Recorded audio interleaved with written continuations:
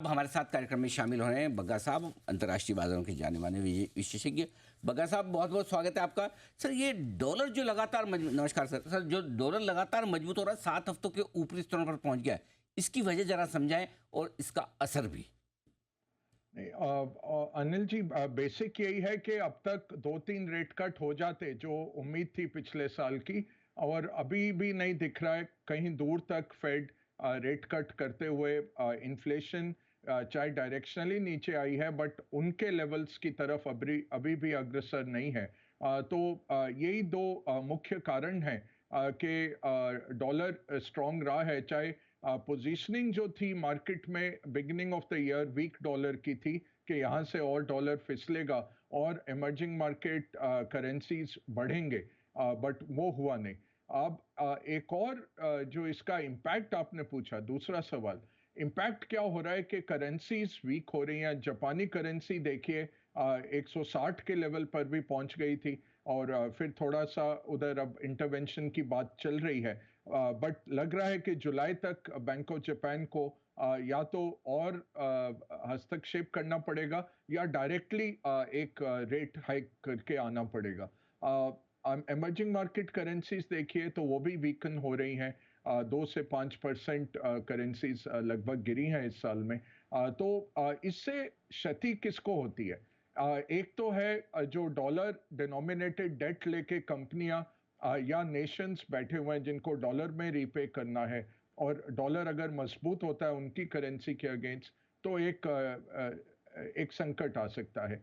दूसरी बात ये रहती है कि स्ट्रॉन्ग डॉलर रहता है तो कमोडिटी एक्सपोर्टिंग कंपनीज जो हैं उनको थोड़ा बहुत कम मिलता है, क्योंकि डॉलर स्ट्रॉन्ग है तो कमोडिटीज की प्राइसिंग पे असर आता है, अनलेस उनकी डोमेस्टिक करेंसीज गिरे।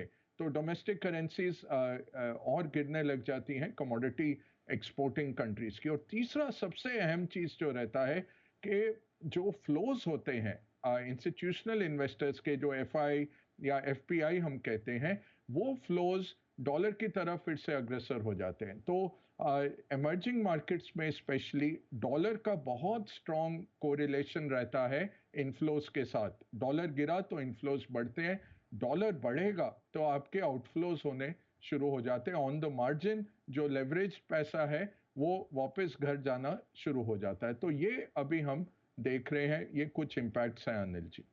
बग्गा साहब, जानना आपसे ये चाहता हूँ कि इस बार लोग बड़ा अंदाज लगा रहे हैं कि शायद मिडिल क्लास को कोई राहत मिले बजट में। क्या उम्मीद रखी जाए इस बार बजट से? क्या कुछ अगर आप देख पाएँ, समझ पाएँ तो बताएं सर। अनिल जी, ज़्यादा कुछ टोकन नहीं होगा, ज़्यादा सब्सटैंशियल आप ना उम्मीद रखें। कुछ कारण हैं इसके। एक तो पहला बजट है, ज़्यादा टाइम मिला नहीं एनालाइज करने का भी कि इलेक्शन की परफॉर्मेंस किन कारणों से अच्छी रही, किन कारणों से पीछे रही। दूसरा है ये जो कॉम्पिटिटिव वेनेजुएला या जिम्बाब्वे बनाना भारत को, ये जो चालू हो गया है पॉलिटिशियंस के बीच। आज देखिए जो बैंक निफ्टी या माइक्रो फाइनेंस की कंपनियां गिर रही थी कि दो स्टेट्स ने ऐलान किया है कि फार्म लोन वेवर होगा।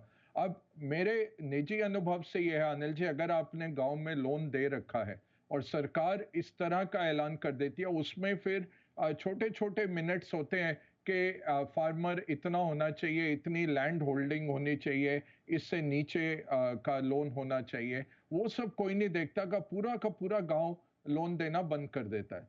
अब ये सबसे बड़ा कारण है आज जो ये वीकनेस आई फाइनेंशियल्स में, स्पेशली माइक्रो फाइनेंस कंपनियों में। एकदम से क्या होता है कि ये ऐलान सुनते ही सब एक दूसरे को बोलते हैं और वायरल हो जाती है बात कि लोन भरने बंद कर दो। और ये स्टेट्स में अगर आप देखें इंफ्रास्ट्रक्चर पे जो स्पेंडिंग है वो कम हो रही है, ये फ्री डोल्स देने के कारण। तो इस माहौल में मुझे नहीं लगता कि सेंट्रल गवर्नमेंट इस तरह का कुछ ज़्यादा राहत लेके आएगी। राहत की ज़रूरत है, क्योंकि 1.7% की आबादी अनिल जी 27% गवर्नमेंट का रेवेन्यू भरते हैं। क्योंकि जो 7.5 करोड़ पैन कार्ड हैं जो भर रहे हैं अपना इनकम टैक्स रिटर्न, मैं बोल रहा हूँ रिटर्न, उसमें से केवल 1.5 करोड़ तक ऐसे हैं, 1.25 करोड़ ले लीजिए, जो इनकम टैक्स के दायरे में आते हैं, जो टैक्स भरते हैं। तो 1.7% लोग 27% रेवेन्यू सर पे उठा के चल रहे हैं। इनको ज़रूर राहत की ज़रूरत है। जीएसटी में सिंप्लीफिकेशन की ज़रूरत है, बट जैसे हमने देखा जीएसटी काउंसिल की बैठक में थोड़े बहुत छुटपुट हो गए ऐलान, बट ऐसा कुछ बड़ा निकल के आया नहीं। तो ज़्यादा मैं कहूँगा बजट से एक्सपेक्टेशंस कम रहें तो अच्छा है। मार्केट अगर भाग गया बजट की एक्सपेक्टेशन में तो थोड़ा सा फिर शॉर्ट करके जाना ही बेटर रहेगा, क्योंकि सेटअप फॉर डिसअपॉइंटमेंट हो जाता है। हाँ, अगले साल से अगर सरकार चाहेगी और करना चाहेंगे तो और अगर कैपेसिटी बढ़ती है, क्योंकि टैक्स टू जीडीपी अभी भी 12-12.5% ही है भारत का, तो आपके पास इतना 16 लाख करोड़ हर साल आप फिस्कल डेफिसिट ऐड कर रहे हैं, जो कि अगली जनरेशन्स पे करेंगी। तो उस माहौल में राहत दे पाना मतलब कि कहीं से कटौती होगी, अगर कैपेक्स में कटौती होगी वो मार्केट को अच्छा नहीं लगेगा।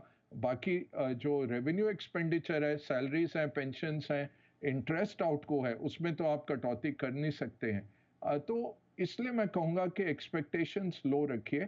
थोड़ा सा नेगेटिव बोल रहा हूँ ज़रूर, बट फिस्कल स्पेस नहीं है, और ये बहुत देश के लिए हानिकारक है। इस तरह के ऐलान जो हो जाते हैं, ये जो रेवड़ियाँ बांटने के ऐलान हो जाते हैं, हाँ ज़रूर आप दीजिए, बट उसके सामने रेवेन्यू भी होना चाहिए। दूसरा, बैंक्स वगैरह जो अब निकल के आए, उभर के आए हैं इतने एनपीए के 10 साल के इश्यूज से, उनके लिए फिर एकदम घातक हो जाता है इस तरह का ऐलान आ जाना। तो ज़्यादा उम्मीदें मत रखें, इस बजट में बहुत कुछ होगा नहीं और ज़्यादा बदलाव होंगे भी नहीं। हाँ, राहत मिल जाए तो बहुत ही बढ़िया। और बग्गा साहब मान भी रहे हैं कि हमारे जैसे टैक्स पेयर, आपके और हमारे जैसे कुछ मिल जाए सर। हाँ, हमारे बग्गा साहब बहुत बड़ी राहत दीप होगी। को ध्यान में रखते ही आपने रिकमेंडेशन दी है ना कि दीप को राहत की बड़ी ज़रूरत है। बहुत ज़्यादा।